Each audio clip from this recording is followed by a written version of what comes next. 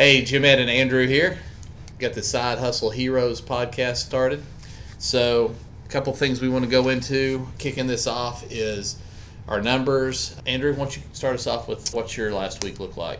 Yeah, so a little bit softer than the week before. I'm at $148 last 7 days. So, I had a couple things fall off my listings, and I know you were hustling. I have not been hustling. So it's actually a good wake-up call. Here I am in this podcast talking about Amazon Influencer, falling off a little bit. So you kind of I know you were busting it. Life is busy, but that's just to say you stop doing videos and you have other ones fall off. You need to replenish, get those other things, those new videos up and running to bring in income. So I've got a couple products I got from someone, a supplier. So I'm going to get those up and running. And then I've got some other ideas that I'm going to actually run with. So, yeah, not a great week for me, but I want to hear about your numbers. My numbers have kind of jumped back a little bit. Great. I mean, into the good spot. So Yeah. I'm just going to run down the last 7 days, day by day. So yesterday was $33.45. Mm-hmm. The day before was $274.03. Day before that, $169.32. Day before that was the best day of the week, $307.24. $327.24. Day before that was $225.33, and the day before that was $139.86, and then the day before that, $13.48.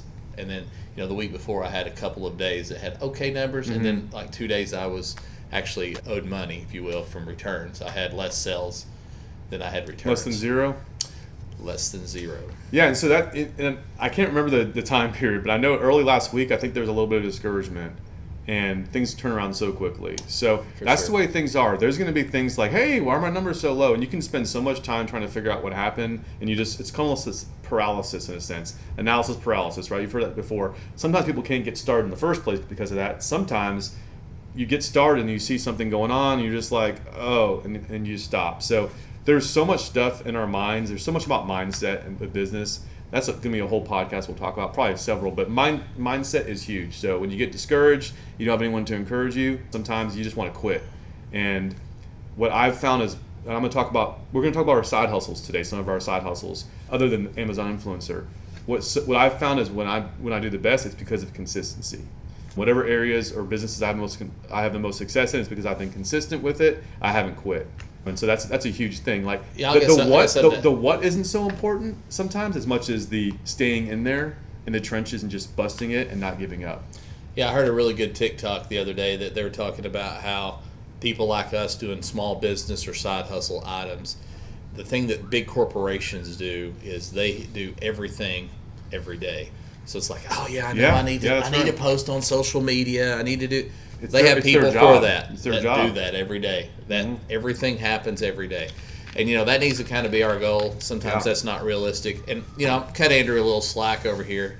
We got some stuff going on behind the scenes. We may talk a little bit about some of it today, maybe some of it in an upcoming podcast. But we're working on a bunch of stuff behind the scenes, and Andrew Ramrod's a lot more of that. So I do have a little more time to post videos and shoot videos than he does for that reason.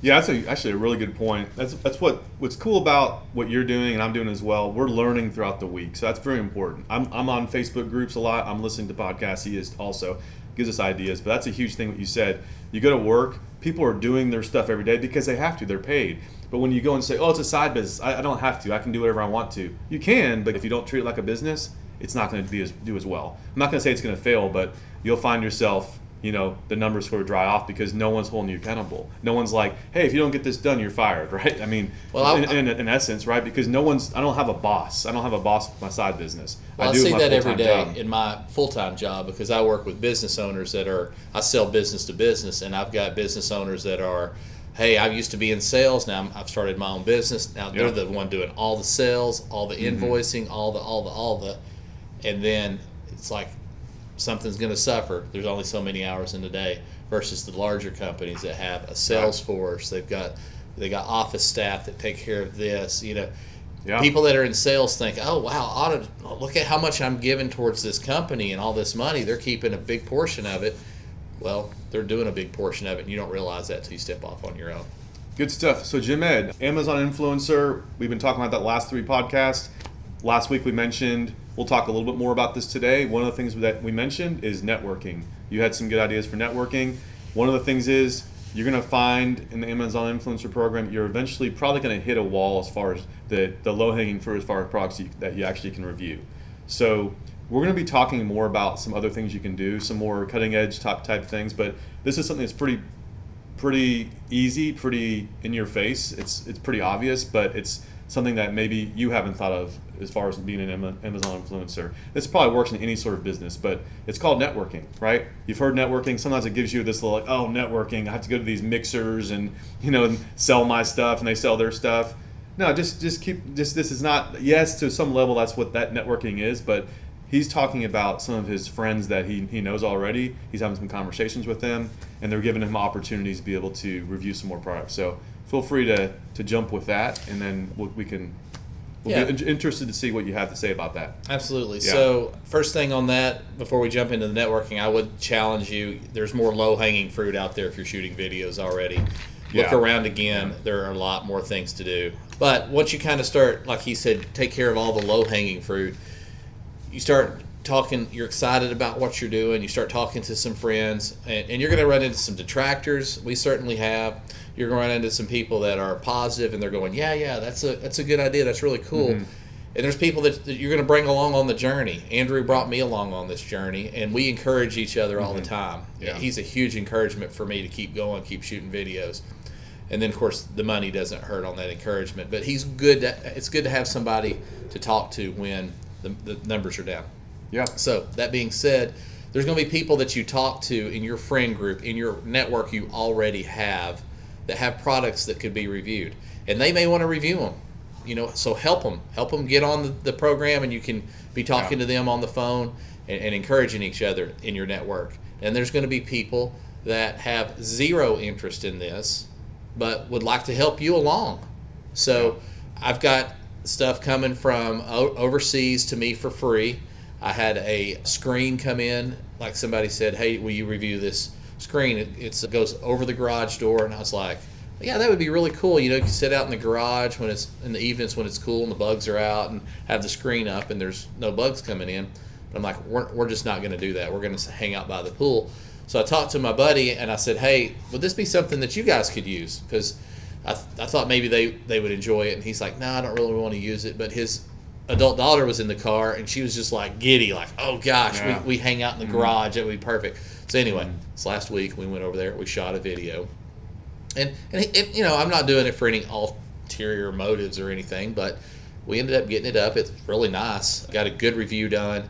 And my buddy was like, hey, why don't you come over and review some of my RV stuff? And I've got this, and I've got, he's giving me this list of stuff to review. And I'm a big fan of getting into other categories. I don't do any RV stuff, so getting into that camping category, because so many times we see stuff that has sold that you did not review, but it's in your category, so you get credit for it. Right.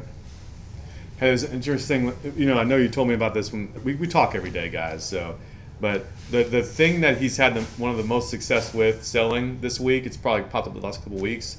It's something that I'm not going to tell you guys what it is, but it's such a basic, almost like not even a pleasant thing to even think about. But he sells it like. I'll tell him. I don't care.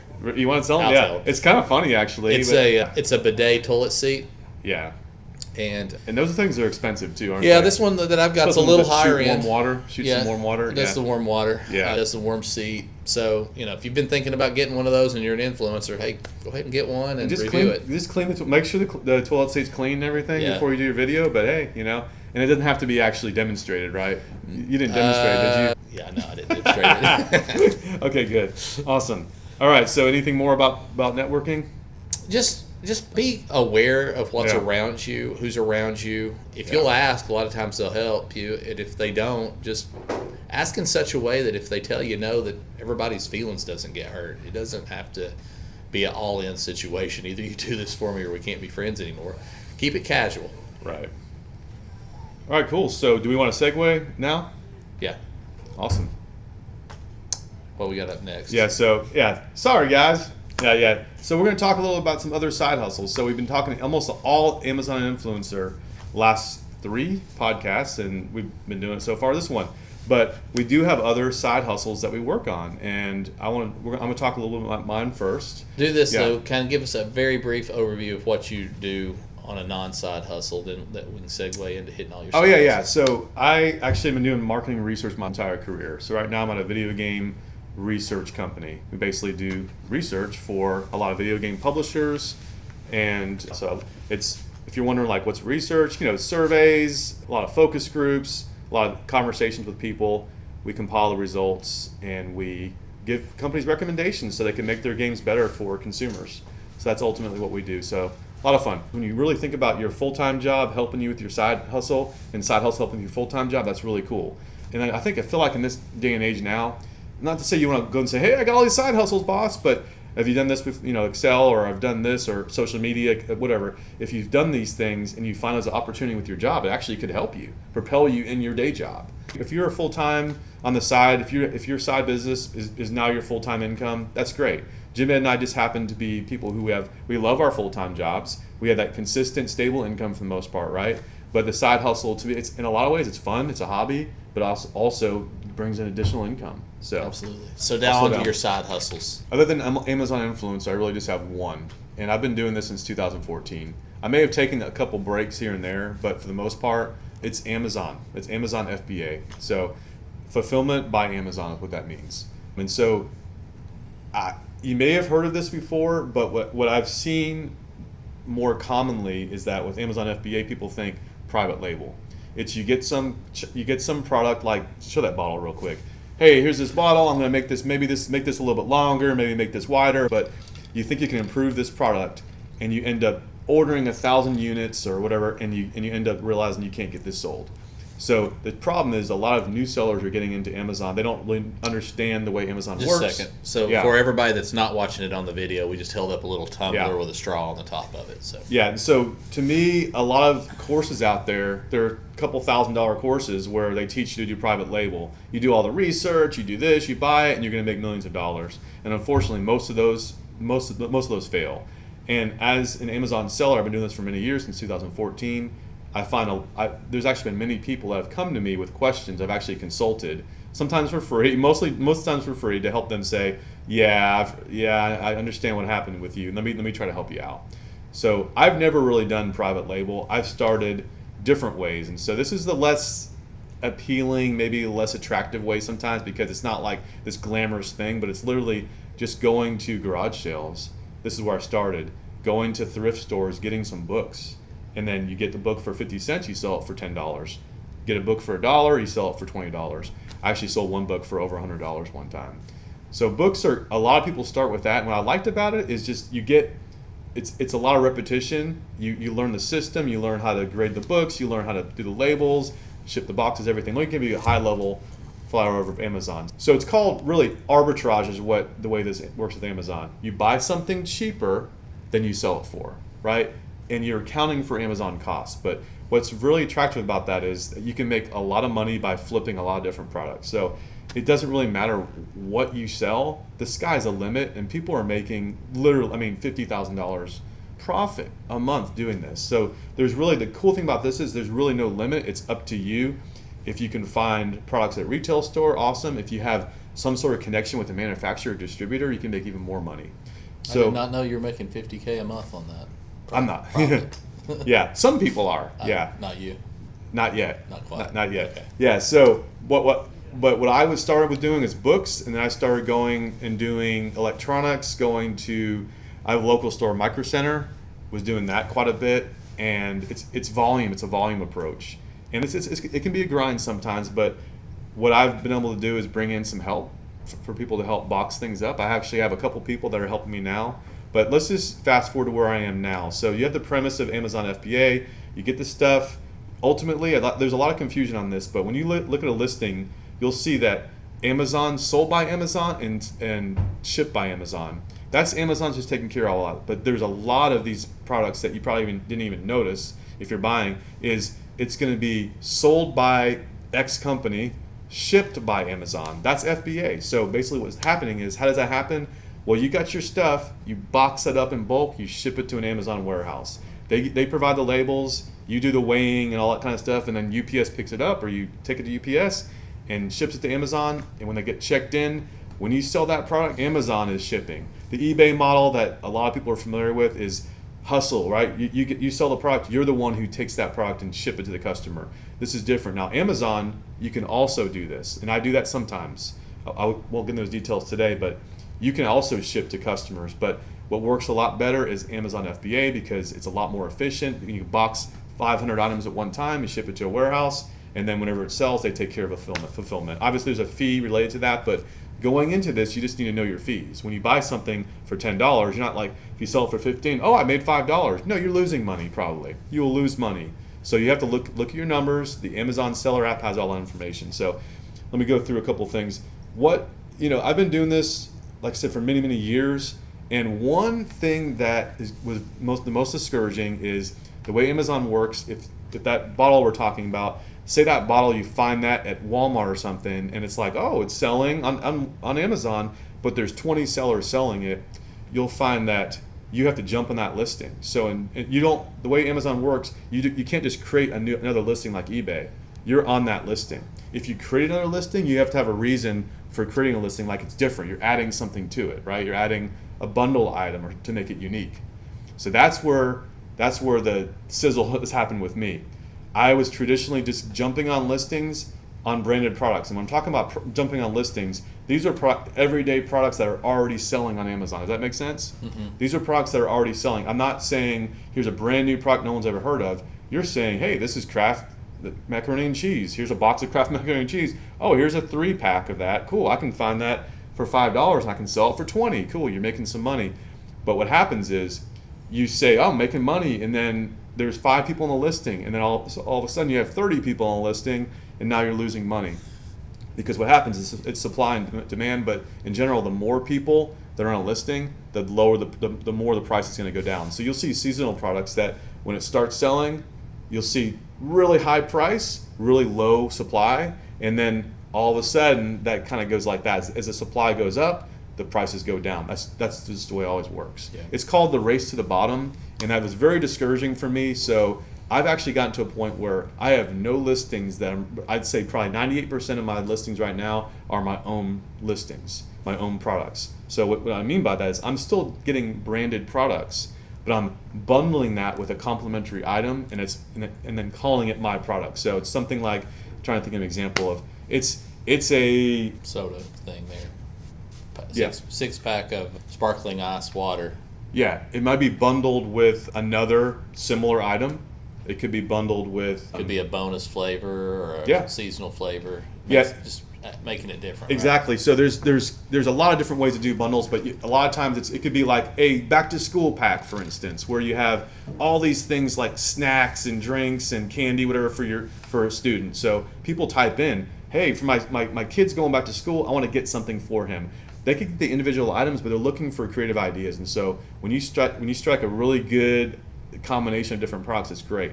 I'm actually a little bit more simplified to where it's as simple as maybe taking a product that sells well by itself and then doing something very simple, very low cost that adds value to that product that I can actually do myself. I can customize myself for probably 50 cents or so. So it adds very little. In fact, that way I can just charge a little bit more and then get away with it. So the bundle thing, I've had 40 or 50 bundles up right now, and that's really propelling my business. And I really found there's probably another 50 to 100 to 200 products I could actually do this with. So I'm really excited right now. And one thing I get distracted about, like this Amazon influencer thing, for instance, doing pretty well with this, right? But it is distracting me from doing my other businesses. So keep in mind, it's okay to have a lot of irons in the fire, but that's going to be a real struggle. I think when you have your side hustles, there's some people who just do one thing and then they focus on that one thing and they just knock it out of the park. But I've always sort of been jumping around a little too much. Yeah. So I don't think it's bad to have multiple things going on, but I think what you need to do is you need to make sure you don't lose your focus on the thing that's bringing the most money. So I've kind of realized a little bit, I've softened a little bit on this thing that's making a lot of money, but I'm really enjoying doing this podcast. This takes time. I'm really enjoying the Amazon Influencer Program, but I'm going to keep doing both, but it just means that you may need to spend a little bit more time on this stuff, a little bit less time watching Netflix or doing some things that are just time wasters. For sure.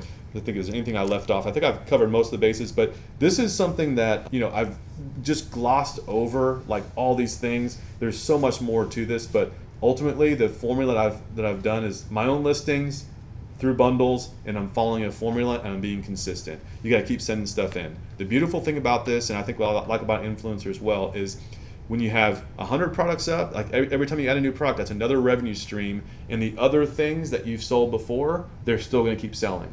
That's the beauty of doing this. Like what you did 2, 3, 4 months, there's products that I actually launched over a year ago, they're still selling. Like I'm looking at my phone, I just sold a product that I started selling last year. All the new stuff is also selling. That's when you start seeing this momentum. So when you have a business like that, where what you do, 6 months ago or a year ago is still bringing in revenue, that's a good business model. There's a lot of other things you kind of get in, you get out, you make your money, and it's just always like if you stop doing it, your numbers drop. That's not good. That's not usually good, right? So I like evergreen businesses, and so I think to me, if Amazon Influencer is going to be something that I want to continue doing, it needs to be evergreen as far as something that's going to continue to work day in, day out. I don't want just this flash in the pan where it works one day and that's not working the next day. So that's something that I think is worth your time. If that's not the case, then I'm probably going to lose interest in it personally. Okay. So cool. Yeah. So that's my other. Any other side hustles you want to mention? That's it. There is something that I'm in the process of doing blogging. So it's taking something that I've got some knowledge about. In fact, that's Amazon. And I'm going to start doing blogging to where I'm not just saying, hey, I love Amazon, I'm so excited about it. No, this is about promoting products that I've actually used for my Amazon business. And there's probably a couple dozen pretty expensive products that I've invested in to help me with my business. So that's going to be a lot of what I'm going to write about. I'm going to write very detailed analysis, very detailed reviews of these products, getting these articles ranked, and then hopefully bring in some affiliate revenue. So affiliate income is a beautiful thing, all right? So that's what Amazon Influencer really is, right? It is affiliate income. Mm-hmm. You don't have to ship anything to the customer. The bit of a grind with Amazon FBA is you do have to ship stuff to Amazon. You have to hustle, bundle stuff, package stuff. You do have to touch that product, right, to get it over to Amazon for the most part, unless you're using a fulfillment center, a prep center. But affiliate income is beautiful. I want that to be part of one of my revenue streams because it's a nice thing. You don't have to deal with customer service, and you just take the products, especially high-end products. You get a nice commission. You make some really good money. Awesome. So cool. That's my stuff. So hopefully that was helpful. If I'm glad to talk more about this on other podcasts if there's interest.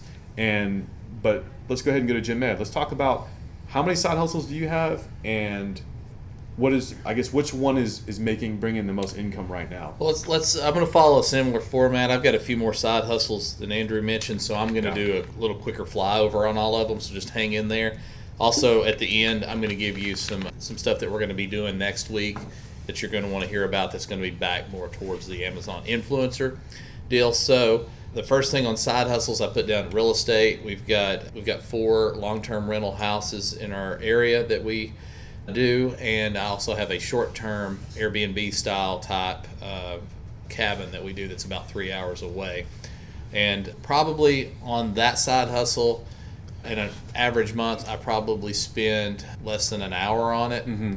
Probably way less than an hour on it, and most of that hour is just making sure the money came in and basically counting your money. Counting the money, yeah. Now, really just making sure that I'm paying invoices for cleaning services. We don't do anything. We don't touch it. Kind of like maintenance, it sounds like. Exactly. So my next side hustle is the Amazon influencers, and I kind of list that one next because it's probably my newest. It is my newest, and it's my fastest growing and biggest side hustle. If you've not caught it on previous podcasts, it blew up last month. I did $6,004 last month, and that was last month was May, and I started it into March. So April was actually not too bad either. I think I made over $3,000 in April, but anyway, it was going really well with that. So some of these other side hustles were already going, and they were kind of like suffering. It was actually stressing me out a little bit because I had some projects that I was trying to get finished, and I'll mention a little bit of that. Another side hustle I do is I do some work for an HOA. It's a neighborhood with 1,800 homes. About half of those homes have metal wrought iron fences, and most of the all the homes are between 20 and 28 years old, so everything needs help. They've got some high-end aluminum metal mailboxes and posts that I do work on as well. I've got two of them that's been damaged this week by getting hit, and I'm going to be putting those up. So I'm set up as a distributor through the mailbox company, so I get like wholesale pricing from them. So I'll put a little bit of a markup on it and then charge labor. That works pretty well. Yeah, I was going to say this is a good thing I want to point out, and I know about these, we've mentioned, but the thing about Gem Ed, which is really good, is that he hustles, he talks to people. Most business, if you're going to be successful with your business, you can't be afraid to talk to people. You can't operate in a vacuum, because in general, you're either helping somebody out or you're working with others to get something done. And I think that's the thing about businesses. You can have some success being in a basement by yourself in a silo, but it's not the optimal way to do business. You got to talk to people. Yeah. He's got relationships, right? In his HOA, he's met some people, and they count on him, and they're sending him some business now. They do. They know Gem Ed. They count on him. So just keep that. That's something that he has been successful with, is because he picks up the phone, he has some conversations. He's right. So like when the HOA calls, I answer. I call them back, and when they say, hey, we need this done, I get to it really quick for them. Yeah. Especially if it needs to be done really quick, I do it really quick. Yeah. I'm not the cheapest. I'm doing little projects, so little projects are stuff that big companies will not fool with. So there's a little bit of premium that gets charged there. I'm reasonable, but I do good. And what Andrew was mentioning there, I should probably hit back just a second. I didn't tell you what I do for a living. I'm an outside sales professional. I've been doing that for more than, I think, about 18 years. And before that, I worked in big box retail. So I'm good at customer service. I know what the customers want. I'm good at sales. I know what the customers want. So I take that over into my side hustle deal too. So I sell business to business. We distribute roofing supplies. So that's who I work with daily. Okay, so sounds pretty exciting, Jim. So we got it's awesome, man. Yeah. I got the real estate, I got the Amazon influencers, I got the Joe A that I work for, and he's exactly right. People will call this on-site HOA and say, hey, my gate won't work. Do you know anybody I can call? I've got a stack of cards up there. They say, call Gem Ed. They send info out. I get you bring a phone them call. donuts and stuff? Yeah. You got to get on your good side. Yeah. I think they're all on a diet over there, so I've been trying to cut them a break on that. Is that because you give them too many donuts? No, it's not. Okay. So welding fences. So I do some welding. I used to live in that neighborhood, and I saw this need, and I went out and bought a welder and learned how to weld. Now, do I have a background in welding? Not really. I was around it a little bit. I felt like I could do it, but I've had a background in doing a lot of things with my hands, so it wasn't that much of a stretch. So the welding and stuff I figured out a couple of years ago. I can get a lot more of it done with a couple of helpers. I got a couple of good helpers that will jump in there, and I pay them very handsomely because I just need them occasionally. So I pay them enough where they will kind of drop things and come out and help me on a Saturday. Also, I've got them trained up in painting fences. Those wrought iron fences getting painted is pretty good money. There's good margin for me in that, and they are happy with it too. They make good. Mm-hmm. I've been doing a little more. That's kind of parlayed me into doing a little bit of GC work here and there, where GC work? Yeah, general contracting work. So rather than just be on site and have a couple helpers, I have built some relationships and said, hey, I got a customer that's calling me for stuff. I don't really do that, so let me go find somebody that does. So I've got somebody that will go around and put those pool guards up, to keep the little kids from getting in the pool. I've got a company that does that I make good margin on. I've just finished one and got another one going. Synthetic turf. I used to work in that industry for just a little bit, and I've got some installers that I know for that are friends of mine, and then I make a good margin on that. I had a turf cleanup happen yesterday. Somebody called me, and I made a good markup on that. And then, of course, I have a YouTube channel.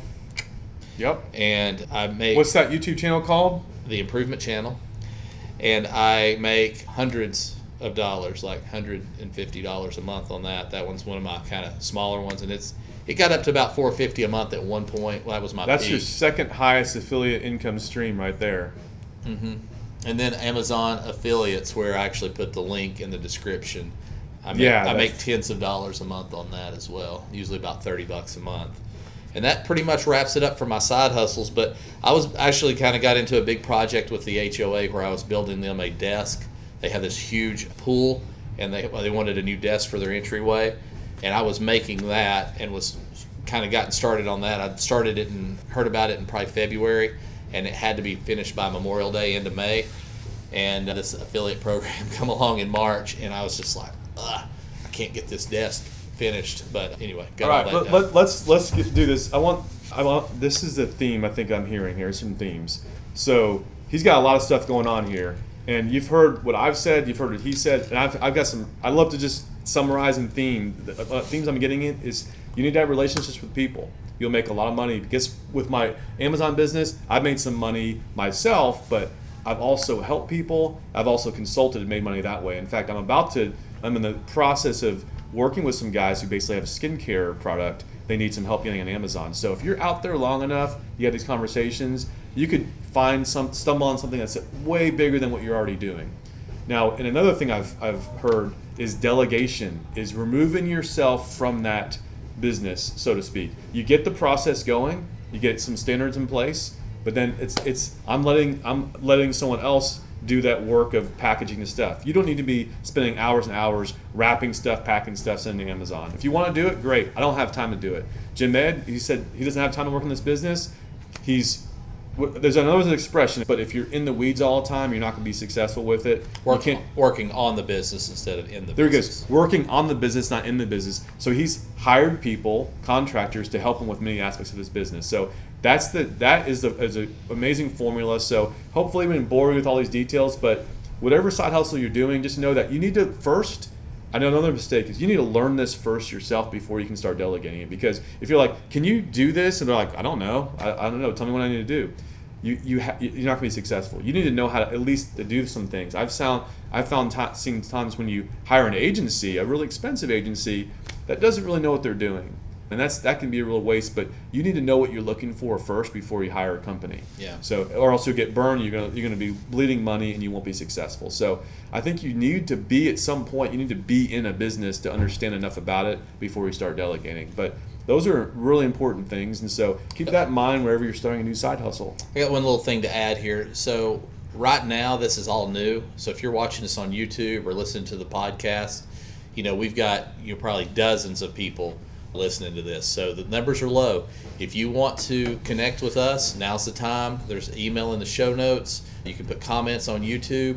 We will get back with you at this point. As this blows up and gets bigger, there's going to be less time for that. So if you want to have an interaction, you want to ask a question, something specific, we're welcoming you to do that.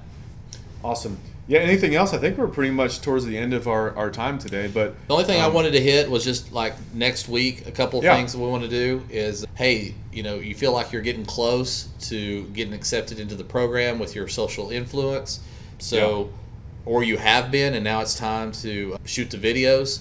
We want to help you with that. Next week, we're going to kind of go over that. We had somebody that we both know that got accepted in. He put up his videos 3 different times. We didn't know he was even doing that. He didn't ask us for help.